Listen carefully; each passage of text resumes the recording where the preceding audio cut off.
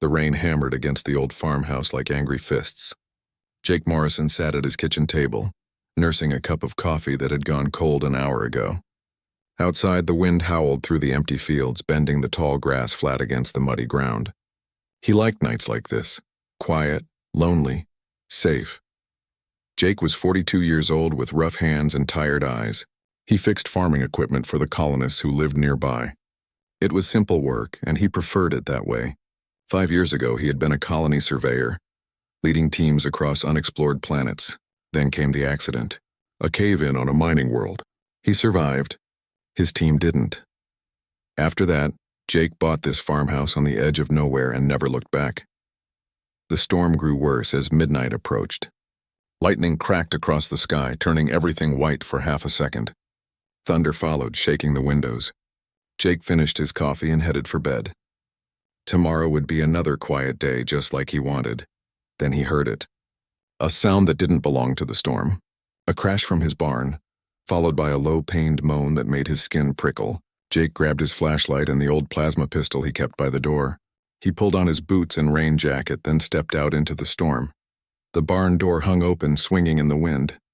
Jake's heart pounded as he approached. Raiders sometimes hit the outer colonies looking for supplies. He raised his pistol and stepped inside, sweeping the flashlight across the darkness. What he saw made him freeze. 2 creatures lay collapsed in the hay. They were covered in wounds, their bodies trembling. At first, Jake thought they might be some kind of alien wildlife. Then one of them raised its head, and he saw the distinctive horns, the scaled hide, the wings folded tight against its back. Dragons. Jake had seen dragons before, but only from a distance. Everyone in the galaxy knew about them.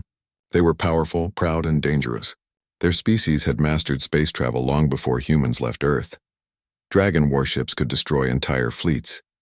Their warriors were legendary, and they never ever asked for help. These 2 were young, maybe not even fully grown. One had dark red scales that looked almost black in the dim light. The other was pale gray, almost silver. Both were starving. Jake could see their ribs beneath their scales. The red one had a deep gash across its shoulder. The gray one's wing was torn. They watched him with golden eyes full of fear and desperation. Jake lowered his pistol. He should report this. Dragons on human worlds without authorization meant trouble with the Galactic Council. But looking at these 2, Jake couldn't see dangerous aliens. He just saw 2 kids who were dying. He holstered his pistol and approached slowly, hands raised.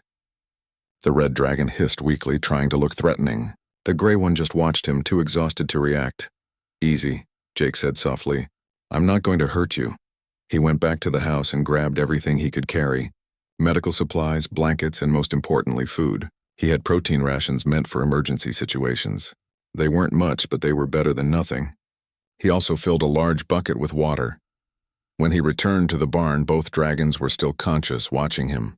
Jake set down the water first, pushing it toward them. The gray one crawled forward and drank desperately. The red one hesitated, then followed. Next, Jake opened the protein rations. They came in dense bars that smelled awful but contained everything a body needed to survive. He broke them into pieces and offered them to the dragons. Again, the gray one ate first. The red one watched Jake carefully before taking the food. After they ate, Jake examined their wounds. The gash on the red dragon's shoulder was deep but clean. He applied antiseptic gel and wrapped it with bandages. The gray dragon's wing would need time to heal, but Jake splinted it as best he could. Both dragons were too weak to resist, though the red one grumbled the whole time. "You're going to be okay," Jake told them. Though he wasn't sure they understood human speech, he spread blankets over them and sat down nearby, keeping watch. The storm raged on outside, but inside the barn it was almost peaceful. Eventually, both dragons fell asleep. Jake stayed awake, wondering what he had gotten himself into. Over the next few days, Jake continued to care for them in secret. He brought them food and water 3 times a day. He changed their bandages and made sure they stayed warm. Slowly, they grew stronger. On the 3rd day, the gray dragon spoke to him. Its voice was soft and raspy, but the words were clear. "Thank you." Jake nearly dropped the food he was carrying. "You can speak?" "Yes," the dragon replied. "I am Ash. My sister is Ember." Ember, the red dragon, snorted but didn't open her eyes. She was pretending to sleep, but Jake could tell she was listening. "Why are you here?" Jake asked. What happened to you? Ash was quiet for a long moment. War, our clan, our family. They are gone. We ran. We had nowhere else to go. Jake didn't press for details. He knew about the Dragon Civil War. It had been going on for years, somewhere deep in Dragon territory. The Galactic Council tried to stay out of it. Dragon problems were dragon business. You're safe here, Jake said. For now. Over the following weeks, the dragons recovered. Ember was bold and curious, always asking Jake questions about humans and Earth. She wanted to know everything. Why did humans build with metal instead of stone? Why did they eat cooked food? Why did they live alone instead of in clans? Ash was quieter, more thoughtful. He watched Jake carefully, learning his routines and habits. Sometimes Jake would catch Ash staring at him with those golden eyes, and he wondered what the dragon was thinking. Jake learned about them too. Dragons weren't just powerful warriors. They were artists, philosophers, and storytellers. They valued honor above everything else. They remembered debts, both good and bad, for generations. One night, Jake sat with them in the barn and told them about his team. About the cave-in. About how he blamed himself for not seeing the warning signs. He had never told anyone the full story before. Ember listened carefully, then said, "You carry their memory. That is honorable." "It doesn't feel honorable," Jake replied. "It feels like failure." "Survival is not failure," Ash said quietly. "You live so their story could be told." Jake had never thought about it that way. The weight in his chest felt a little lighter after that. 2 months passed. Ember and Ash were fully healed now. They could fly again, though they stayed close to the barn. Jake knew they couldn't stay forever. Eventually someone would notice. Eventually they would be found. The decision came on a clear, cold night. Jake was closing up the barn when Ember approached him. She was almost twice his size now, her scales gleaming in the moonlight. "We must leave," she said. "If we stay, we put you in danger." Jake had known this was coming, but it still hurt. "Where will you go?" "We will find others like us," Ash said, stepping up beside his sister. "Others who survived. We will rebuild. Will you be safe?" Jake asked. Ember's eyes softened. "Because of you, we have a chance. You gave us time to heal. You gave us hope. We will never forget this. Dragon memory is long," Ash added. "We owe you a debt of honor. One day we will repay it." Jake shook his head. "You don't owe me anything. I just did what anyone should do." "That is why the debt is real," Ember said. They left that night, 2 dark shapes rising into the starlit sky. Jake watched them disappear into the distance, feeling more alone than he had in years. He returned to his quiet life, fixing machines and keeping to himself. Sometimes he thought about the dragons, wondering if they survived, if they found what they were looking for, but mostly he tried not to think about them at all. It was easier that way. 5 years passed, and Jake Morrison never saw the dragons again. He assumed that was the end of the story. He had helped 2 refugees in need, and they had moved on with their lives. That was enough. He had no idea how wrong he was. 5 years changed things in small ways. Jake's hair had more gray in it now. The lines around his eyes had deepened. His hands were just as rough, maybe rougher. The farmhouse needed repairs he kept putting off. The barn where he once sheltered 2 dragons now just stored broken equipment and old tools. Life continued in its quiet rhythm. Jake fixed farming machines for the colonists. He drank his coffee in the mornings and watched the sunset in the evenings. He rarely thought about Ember and Ash anymore. When he did, it was brief. A flash of memory on a cold night, a wondering if they made it. Then he would push the thoughts away and focus on something else. The galaxy kept turning. Humanity spread to more worlds, building colonies on planets that had once seemed too far away. New trade routes opened. New technologies emerged. And somewhere out there, beyond human space, the Dragon Civil War finally ended. Jake heard about it on the news. The reporter said something about a new dragon government and peace treaties, but he didn't pay much attention. Dragon business was dragon business.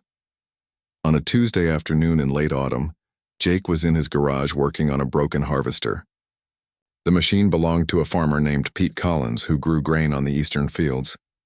The harvester's power core had burned out, and Jake was installing a replacement. His hands were covered in grease, and he was humming an old Earth song he barely remembered the words to. Then he heard the sound. It started as a low rumble, like distant thunder. But the sky was clear.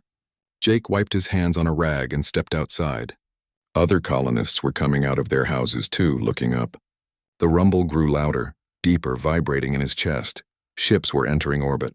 Not human ships. These were different, larger, sleeker. Their hulls shimmered with colors that seemed to shift in the sunlight. Jake recognized them immediately. Dragon warships. He counted 6 of them moving in perfect formation. They held position above the planet, not descending but not leaving either, just watching, waiting. The local news channels exploded with speculation. Reporters talked over each other, trying to explain what was happening. Dragon ships rarely visited human worlds. When they did, it was usually for formal diplomatic business. But there had been no announcement, no warning. The colonial authority had no idea why they were here. Jake felt a cold knot form in his stomach. He tried to ignore it. This had nothing to do with him. It was probably just routine business. Maybe a fuel stop or a navigation check. Dragons had every right to pass through human space. But the knot in his stomach didn't go away. That evening, Jake tried to focus on dinner. He heated a simple meal and ate without tasting it. The television in the corner played news coverage of the dragon ships. Analysts debated what it meant. Politicians called for calm. The colonial governor released a statement saying everything was under control. Jake turned off the television and sat in silence. The house felt too quiet. He found himself looking out the window at the darkening sky, searching for shapes that weren't there. Around 9 o'clock, he heard a vehicle approaching. That was odd. Nobody visited him at night. Jake went to the window and saw a sleek black transport landing in his yard. It wasn't a human vehicle. The design was too elegant, too organic. It was dragon-made. The knot in Jake's stomach pulled tight. He walked to his front door and opened it before anyone could knock. 3 figures stood on his porch, and Jake had to tilt his head back to look at them properly. They were dragons in their humanoid forms, towering over him by at least 2 feet. They wore armor that gleamed like polished obsidian, with symbols etched into the metal that Jake didn't recognize. Their eyes glowed faintly in the darkness. The one in front had scars across his face and neck. He looked like he had seen 100 battles and won them all. When he spoke, his voice was deep and formal. "Jake Morrison? That's me," Jake said, trying to keep his voice steady. "I am Talon, commander of the Royal Dragon Guard. By decree of the Dragon Empress, you are summoned to the Dragon homeworld." Jake blinked. "I'm what?" "You are summoned to appear before the Empress," Talon repeated. "You will come with us immediately." "Wait, hold on," Jake said. "I don't understand. Why would the Empress want to see me? I'm just a mechanic. I haven't done anything." Talon's expression softened slightly just for a moment. "2 members of the royal family have specifically requested your presence. I believe you know them. Ember and Ash." The names hit Jake like a physical blow. His mind raced, trying to make sense of it. Ember and Ash. The 2 starving refugees he had sheltered 5 years ago. They were alive. They were part of the royal family. And they wanted to see him. "I don't understand," Jake said again. "Royal family?" "They were refugees. They were running from a war." "Much has changed in 5 years," Talon said. "If you come with us, you will understand. But we must leave now. The Empress does not wait." Jake looked back at his house, at his quiet life, at everything he had built to keep himself safe from the chaos of the galaxy. Then he looked at Talon and the 2 guards behind him. He thought about Ember and Ash, about the 2 frightened younglings who had collapsed in his barn. "Can I pack a bag?" he asked. "You will not need your possessions," Talon said. "Everything will be provided." Jake grabbed his jacket and locked his door. As he walked toward the dragon transport, he noticed colonists watching from their windows. Pete Collins stood in his doorway, mouth hanging open. Jake gave him a small wave. Pete didn't wave back. The inside of the transport was unlike anything Jake had ever seen. The seats adjusted to his body automatically. The walls seemed to glow with soft light. There were no visible controls, no buttons or screens. Everything was seamless and organic. Talon sat across from him as the transport lifted off. The other 2 guards remained standing, their expressions unreadable. Jake watched his farmhouse shrink below them, then disappear as they climbed toward orbit. "Can you tell me what happened?" Jake asked. "With Ember and Ash?" Talon was silent for a moment, as if deciding how much to reveal. Finally, he spoke. "The 2 dragons you sheltered were not ordinary refugees. They were the last surviving children of Emperor Corvin. the rightful ruler of the dragon clans. Jake's mouth went dry. Emperor? Corvin was assassinated at the beginning of the Civil War. Talon continued. The traitor Vex led the rebellion, seeking to claim the throne for himself. He hunted Corvin's children, trying to eliminate the royal bloodline completely. For months, Ember and Ash ran. They were wounded, starving, and alone. Then they found you. I didn't know, Jake said quietly. They never told me. They could not risk it, Talon said. Knowledge of their identity would have put you in grave danger. But because of the time you gave them, they survived. They healed. They grew strong. And when they were ready, they returned to Dragon Space and led the counter-rebellion. Jake tried to process this. The two younglings he had fed protein rations and bandaged with medical tape had led a rebellion. They had fought a war. They had won. Ember claimed the throne as the rightful heir, Talon said. Ash serves as her commander and protector. Together they united the dragon clans and ended the Civil War. They have ruled for 3 years now, and their reign has brought peace our people have not known in decades. And they remember me? Jake asked. Talon's scarred face showed something that might have been respect. Dragons never forget a debt of honor. You saved their lives when they had nothing. You gave them shelter and asked for nothing in return. In dragon culture, such a debt is sacred. It must be repaid. The transport docked with one of the warships in orbit. Jake was led through corridors that seemed too beautiful to be military vessels. Everything was art. The walls, the floors, even the doorways were crafted with precision and care. They passed other dragons, all of whom stopped and stared at Jake with expressions ranging from curiosity to disapproval. He was brought to a private cabin and told to rest.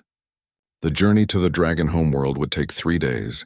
Jake sat on the bed, which was far too large for him, and tried to understand what was happening. Ember and Ash were alive. They were royalty. And they had sent the Royal Dragon Guard to bring him across the galaxy. The quiet life he had built was gone, at least for now. He thought about turning back, about asking to return to his farm. But he couldn't. He needed to see them. He needed to know they were okay. The ship jumped to faster-than-light travel, and Jake felt the familiar lurch in his stomach. Outside the window, the stars blurred into lines of light. He was leaving human space behind, heading into dragon territory where few humans had ever gone. He didn't sleep that night.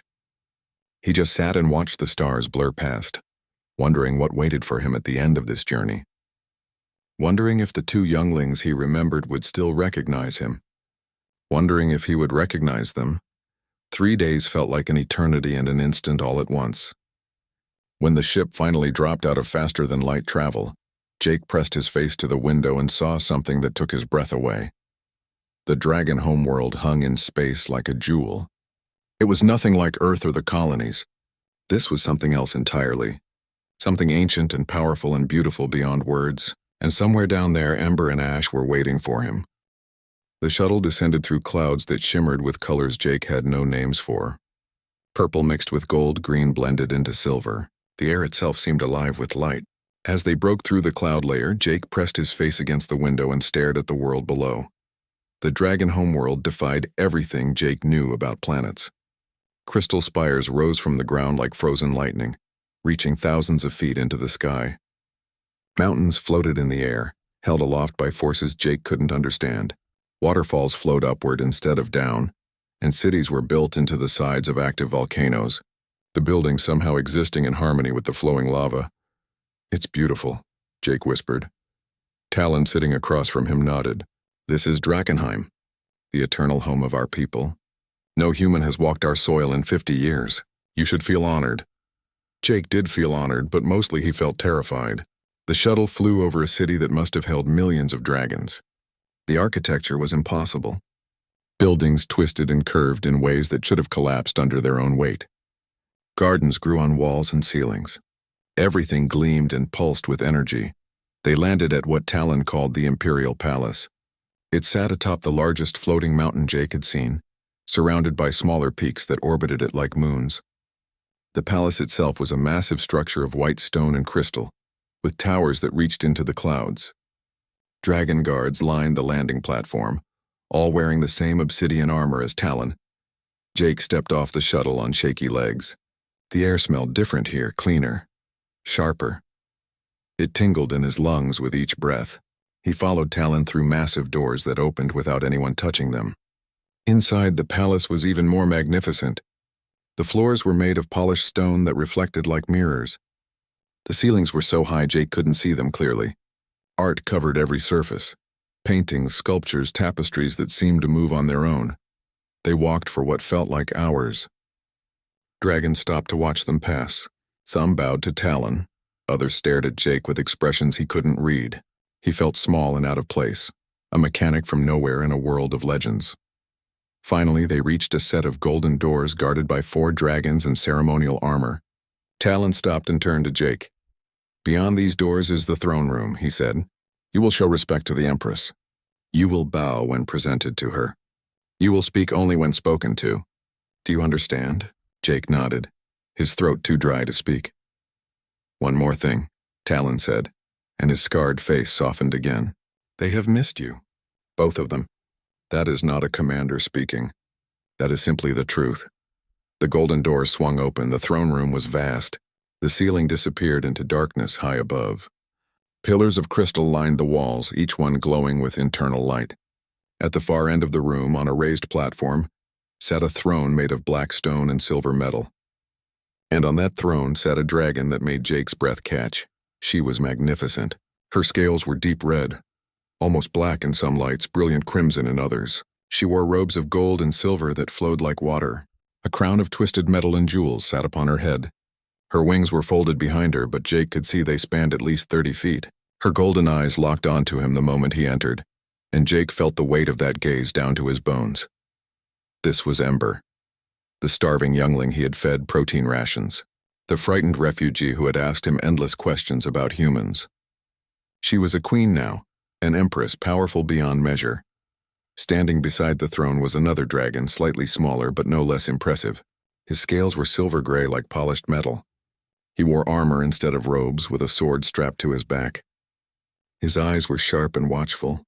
This was Ash, the quiet one, the careful one.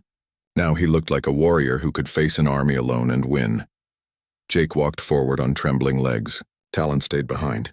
The throne room was silent except for Jake's footsteps echoing on the polished floor. He tried to remember the protocol. Bow when presented. Speak only when spoken to. Don't embarrass himself or humanity. He reached the base of the platform and stopped. For a moment he just stood there looking up at the 2 dragons who had once collapsed in his barn. They looked down at him and Jake couldn't tell what they were thinking. Then Ember stood. She stepped down from her throne, moving with fluid grace.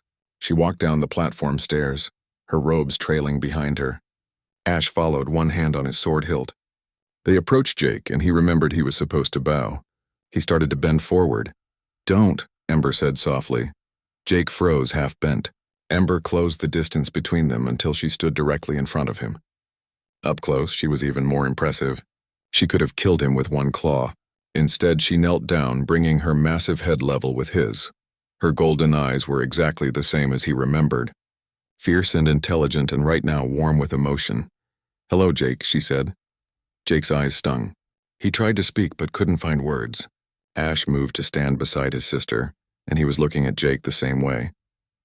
Like they were seeing an old friend they thought they'd lost forever. "You're alive," Jake finally managed. "You made it. Because of you," Ember said. "We would have died in that barn if you had not helped us.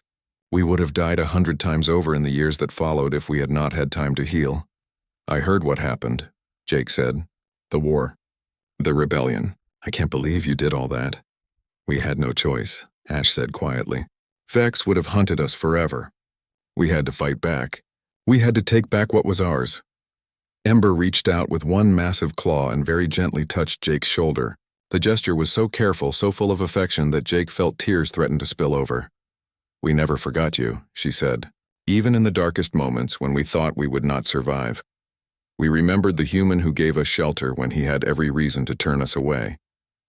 We remembered your kindness. It gave us strength." "I just did what anyone would do," Jake said, his voice rough. "No," Ash said firmly. "Most would have reported us to the authorities. Most would have feared us. You chose compassion over fear. That is rare in any species." Ember stood, rising to her full height. Her voice became more formal, though Jake could still hear the warmth beneath it. "Jake Morrison, You saved the lives of the Dragon Empress and her commander.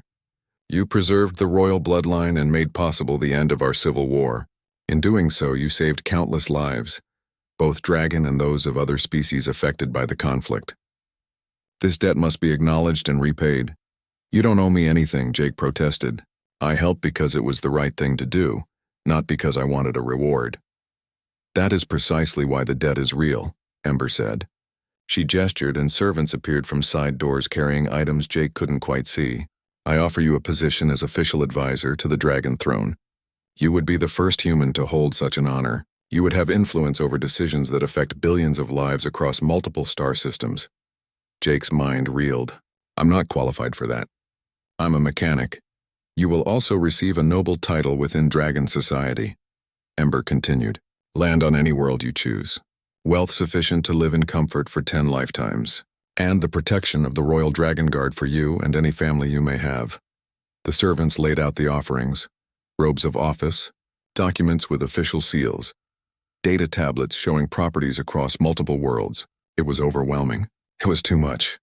Ember, I can't, Jake said. This isn't me. I'm not a nobleman or an advisor. I just fix machines. I live on a farm. I like my life quiet and simple. Ember's eyes narrowed slightly. You refuse the Empress's gifts? For a moment, Jake felt real fear. Then he saw the corner of Ember's mouth twitch and he realized she was teasing him. Some things never changed. I'm not refusing, he said carefully. I'm just saying I wouldn't be good at those things. I'd make a terrible advisor. I know nothing about politics or diplomacy. I'd probably start a war by accident. Ash made a sound that might have been a laugh. Even Ember smiled, showing rows of sharp teeth that somehow didn't look threatening. You are far wiser than you believe, she said. But I understand. You value your simple life. That is also honorable. She thought for a moment, then nodded. A compromise, then. You will be named an honorary member of the Royal Dragon Guard. It is purely ceremonial and comes with no obligations, but it signifies that you are under our protection and have earned our highest respect. Can you accept that? Jake considered. A ceremonial title he could accept. It would mean something without requiring him to change his entire life. Yes, I can accept that. Good, Ember said. Additionally, I will establish a formal treaty between the dragon clans and humanity. Trade agreements, cultural exchanges, mutual defense pacts. Your species has much to offer the galaxy, and we have kept you at arm's length for too long. That changes now. Jake felt the weight of those words. A treaty between dragons and humans could change the course of history. Wars could be avoided. Technologies could be shared. It was bigger than anything he had ever been part of. But I have one request, Jake said. Ember raised her head, interested. Name it. Visit me sometimes, Jake said. Not as Empress and Commander, but as Ember and Ash. The two younglings I met in my barn. Come have dinner. The next few days passed in a blur. Jake was given quarters in the palace that were larger than his entire farmhouse. Servants brought him food he couldn't pronounce and clothes made from fabrics that seemed to shift colors in the light. He was introduced to dragon nobles, military commanders, and scholars who all treated him with a respect that made him deeply uncomfortable. But the best moments were the quiet ones. Ember and Ash would visit his quarters in the evening, leaving their titles and responsibilities at the door. They would sit and talk for hours just like they had in Jake's barn 5 years ago. Ember still asked endless questions. Ash still watched and listened carefully. And Jake felt less alone than he had in years. On the third evening, Ember arrived looking troubled. She dismissed her guards and sat heavily on the floor of Jake's room. Ash entered behind her, his expression grim. Something's wrong, Jake said. It wasn't a question. Ember nodded slowly. Not all of my people are happy with the changes I am making. The treaty with humanity is controversial, and honoring you publicly is seen by some as weakness. Who's upset? Jake asked. A warlord named Vex leads the opposition, Ash said. He moved to the window looking out over the city. He commanded Vex's forces during the Civil War. When we defeated the rebels, we offered mercy to those who surrendered. Vex bent the knee and we allowed him to keep his titles and lands. But he has never truly accepted our rule. He thinks the old ways are best, Ember explained. Dragons ruling through strength alone. No alliances with other species. No compassion shown to anyone outside our own kind. He sees my gratitude to you as an insult to dragon pride. Jake felt cold. You think he'll try something? We know he will, Ash said flatly. The ceremony to honor you is scheduled for tomorrow. Every major clan leader will attend. It is the perfect opportunity for Vex to make a statement. He could challenge Ember's right to rule in front of the entire dragon nation, then cancel the ceremony, Jake said immediately. It's not worth the risk. Ember's eyes flashed. If I cancel, I show weakness. Vex wins without even fighting. The clans who support me will question my strength. Everything I have built could collapse. But if you go forward, you risk a civil war starting all over again, Jake argued. Over me, over honoring a human? That's insane. It is not about you, Ash said, turning from the window. Vex has been looking for an excuse to challenge us for months. If not this, it would be something else. Better to face him now on our terms than to wait for him to strike when we are unprepared. You're talking about fighting, Jake said. People could die. Dragons, Ember corrected gently. Dragons will die if it comes to that. But we cannot rule through fear of conflict. If we back down now, we show that anyone with enough force can dictate our decisions. That is not the future I want for my people. Jake looked between them, these two dragons who had once been helpless refugees. Now they were rulers making decisions that would affect millions of lives. He felt useless, a simple mechanic caught up in events far beyond his understanding. Is there anything I can do? He asked. Ember smiled sadly. Be there tomorrow. Stand with us. That is all we ask. And if things go wrong, Jake pressed. Then you run, Ash said seriously. Talon will be assigned to protect you. If violence breaks out, you leave immediately. You are not a warrior, Jake. We do not expect you to fight. But Jake remembered standing in his barn, watching two wounded younglings eat protein rations. He remembered thinking that if someone came for them, he would stand between them and danger. That feeling hadn't changed, even if the younglings were now rulers of an empire. I'll be there, he said, whatever happens. The ceremony was scheduled for noon in the grand arena. Jake woke early, too nervous to sleep properly. He dressed in the formal clothes the servants had prepared, a black suit with silver embroidery that apparently represented his new status as an honorary Royal Guard member. He looked at himself in the mirror and barely recognized the man staring back. Talon arrived to escort him. The scarred commander wore full ceremonial armor that gleamed in the morning light. He carried no weapons, but Jake knew dragons didn't need weapons to be dangerous. Are you ready? Talon asked. No, Jake said honestly, but let's go anyway. The walk to the arena took them through the palace and out into the city. Dragons lined the streets watching. Some looked curious. Others looked hostile. Jake kept his eyes forward and tried to project confidence he didn't feel. The grand arena was enormous. It could hold tens of thousands of dragons, and today it was full. Jake was led to a platform in the center of the arena floor. Ember sat on a throne on one end of the platform. Ash stood beside her, now wearing full military armor with his sword on his back. Other dragon nobles filled the stands.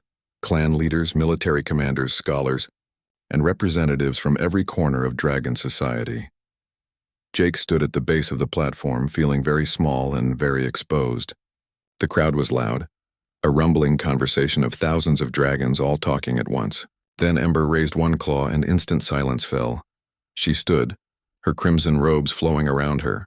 Her voice rang out across the arena, amplified by technology Jake couldn't see. Today we honor a debt, Ember began.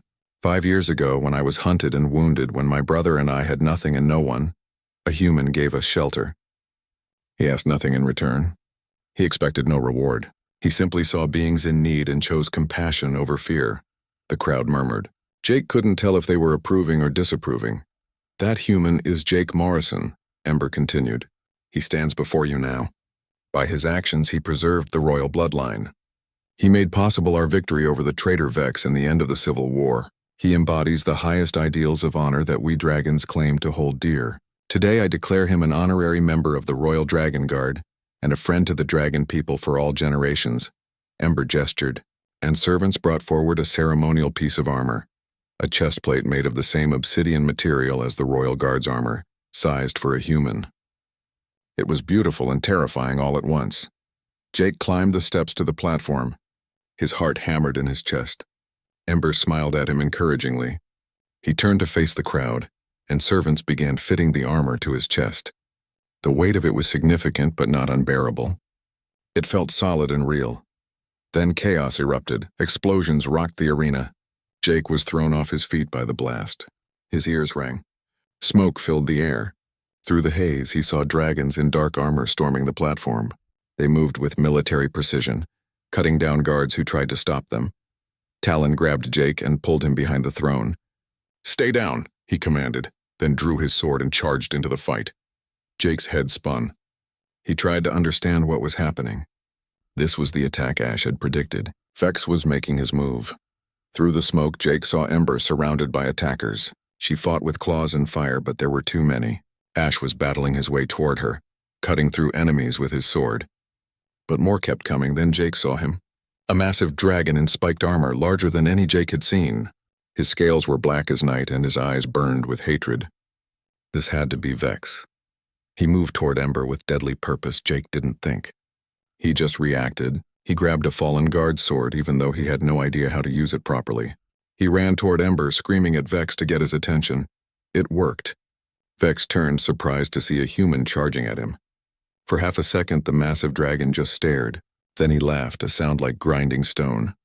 "The pet human wants to play warrior," Vex rumbled. "How entertaining." Jake raised the sword, his hands shaking.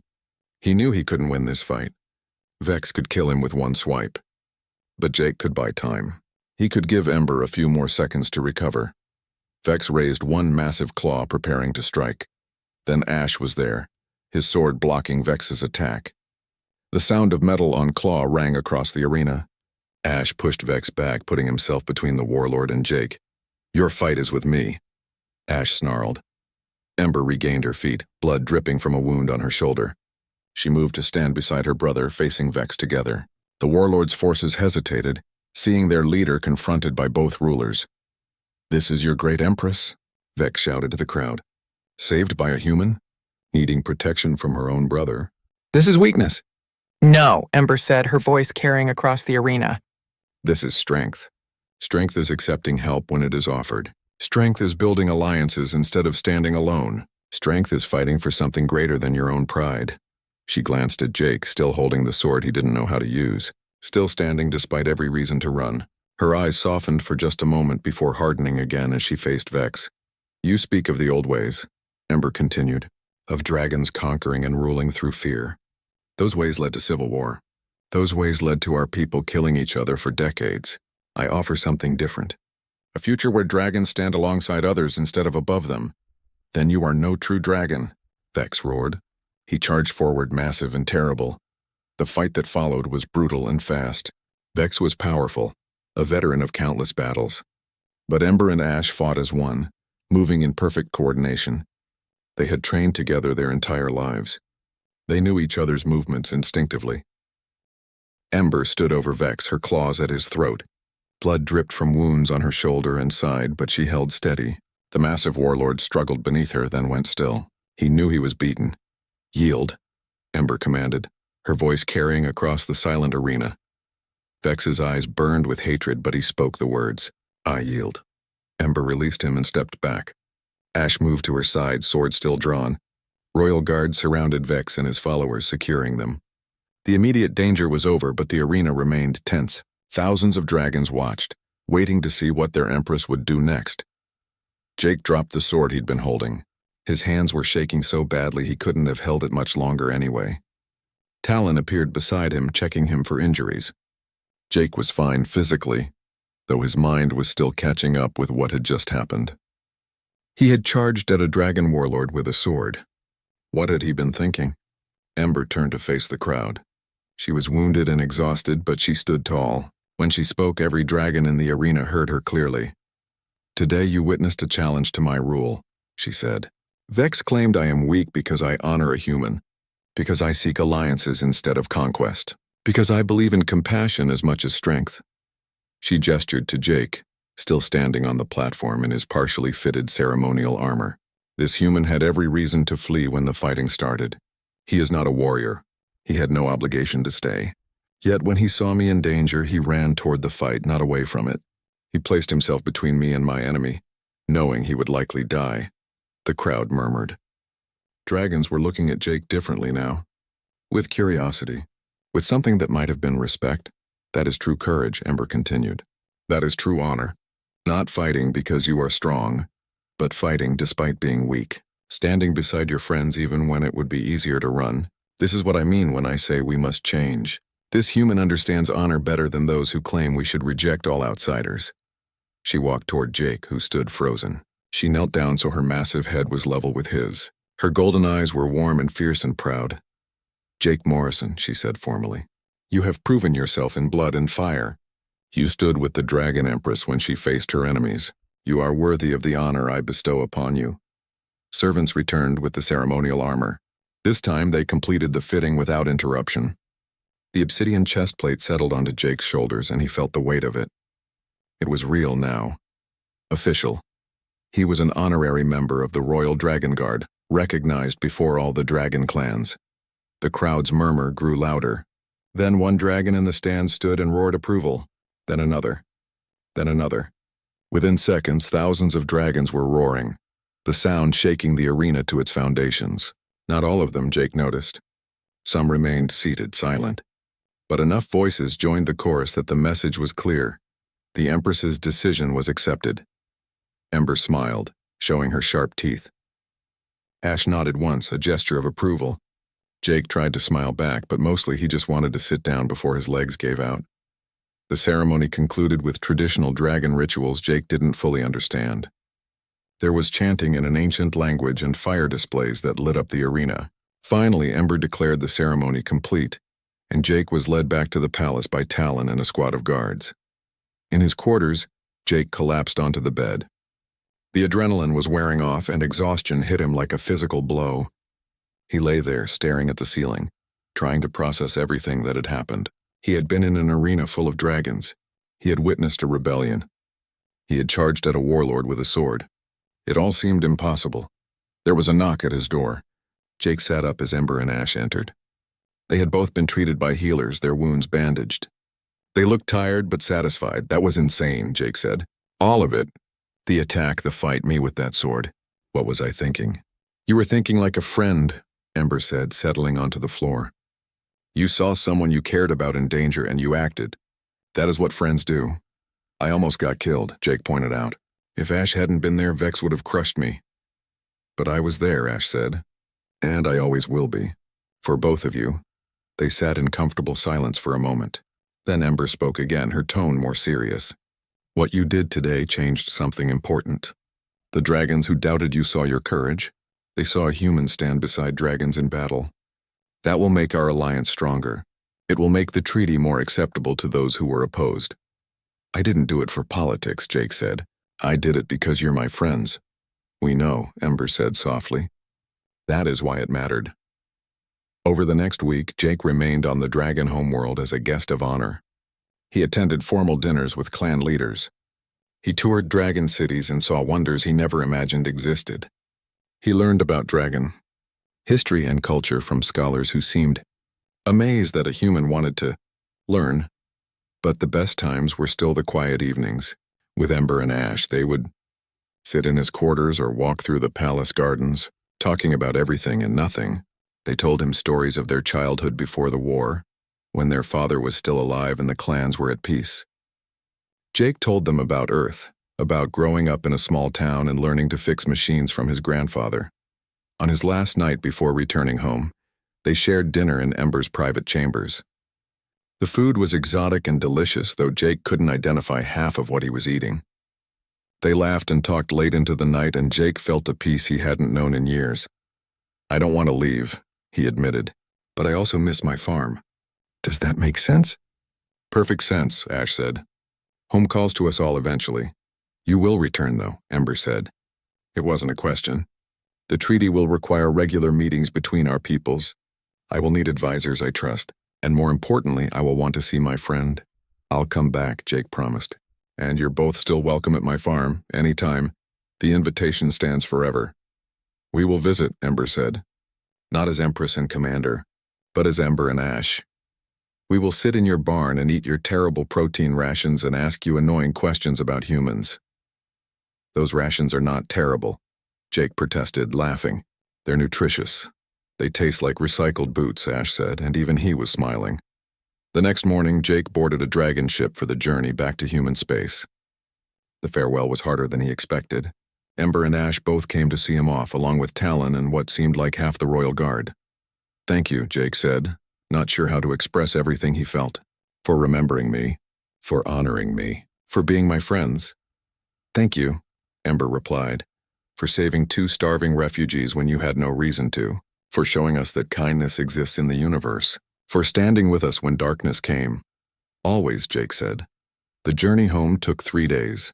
Jake spent most of it looking out the window, watching the stars blur past. He thought about everything that had happened. 5 years ago, he had sheltered 2 frightened younglings. Today, he was returning as an honorary member of the Royal Dragon Guard, a friend to the Dragon Empress, and a bridge between 2 species. When the ship entered orbit around his colony world, Jake felt a mix of emotions. Relief to be home, sadness to leave his friends behind, wonder at how much his life had changed. The shuttle descended toward his farm, and Jake saw his house exactly as he had left it. The barn, the fields, the quiet isolation he had chosen, but it wasn't the same. Not really. The galaxy was bigger now, more connected, and Jake had a place in it, however strange that seemed. He thanked the Dragon crew and stepped off the shuttle. It lifted away, leaving him standing in his yard. Pete Collins was watching from his porch next door, mouth hanging open again. Jake waved. This time Pete waved back, looking dazed. Jake went inside and made coffee. He sat at his kitchen table, drinking from his favorite mug, and tried to return to his normal routine. It almost worked, but the obsidian armor plate sat on his table, a reminder that normal had changed.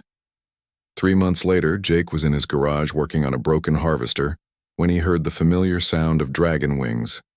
He looked up to see 2 shapes descending from the sky. They landed in his yard, folding their wings carefully to avoid damaging his fence. Ember and Ash stood there without robes or armor or guards. Just 2 dragons visiting a friend. Ember carried a large basket in her claws. "We brought dinner," she called out. "Real dragon food this time, not protein rations." Jake laughed and walked out to meet them. "Your Majesty," he said with a mock bow. "Commander, welcome to my humble farm." "Just Ember and Ash," she corrected. "No titles tonight." They went into the barn, just like old times. Ember spread out the food while Ash examined Jake's tools with curiosity. They ate and talked and laughed as the sun set outside. And for Jake, sitting there with his strange and wonderful friends, everything felt right. The galaxy had changed. Dragons and humans were building a new relationship based on trust and mutual respect. Treaties were being signed. Trade routes were opening. History was being written. But in a small barn on a quiet farm, 3 friends just enjoyed each other's company. No politics, no ceremonies, no danger, just food and conversation, and the kind of peace that comes from being with people who truly understand you.